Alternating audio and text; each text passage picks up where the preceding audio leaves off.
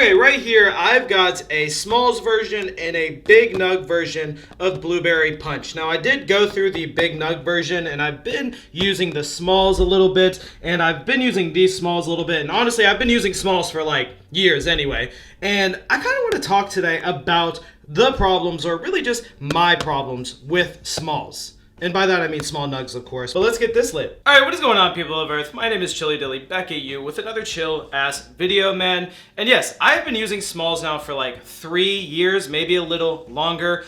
Tried it from, obviously, the great sponsor today, JK Distro. But I've tried smalls from so many different companies. Now, I myself have actually had, or like openly complained about smalls on the channel, on certain videos. I've given my gripes about it, but I've never just sat down and made a whole video on exactly the problems I find with smalls and the problems that have kind of made it into the whole market because of smalls.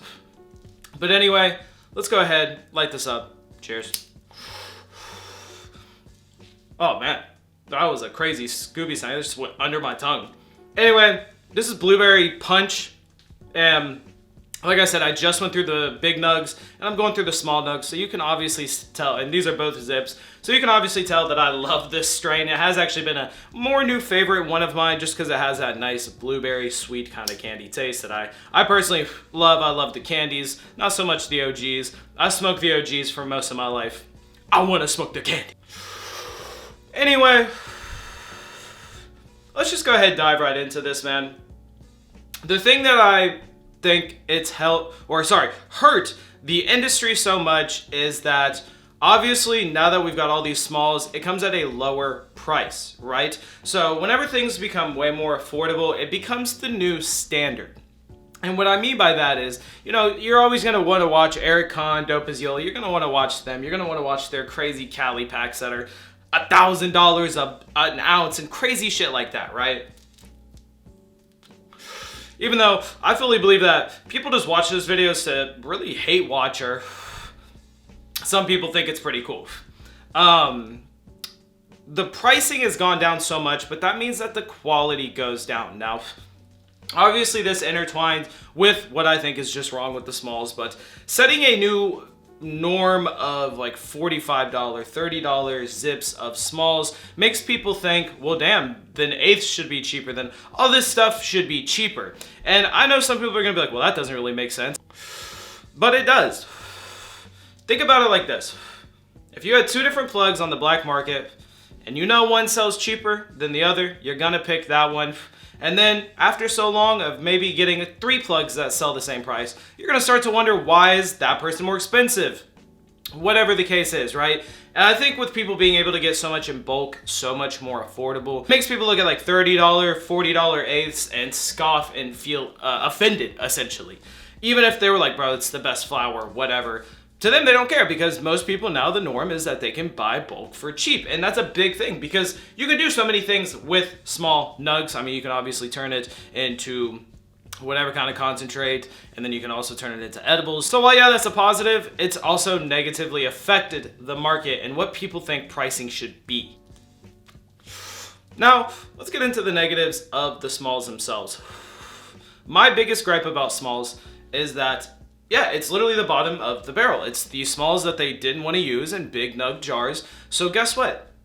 Smaller nugs mean not as much terps, means not as much of that strain really being in there that you would taste in bigger nugs that it's just thrive more.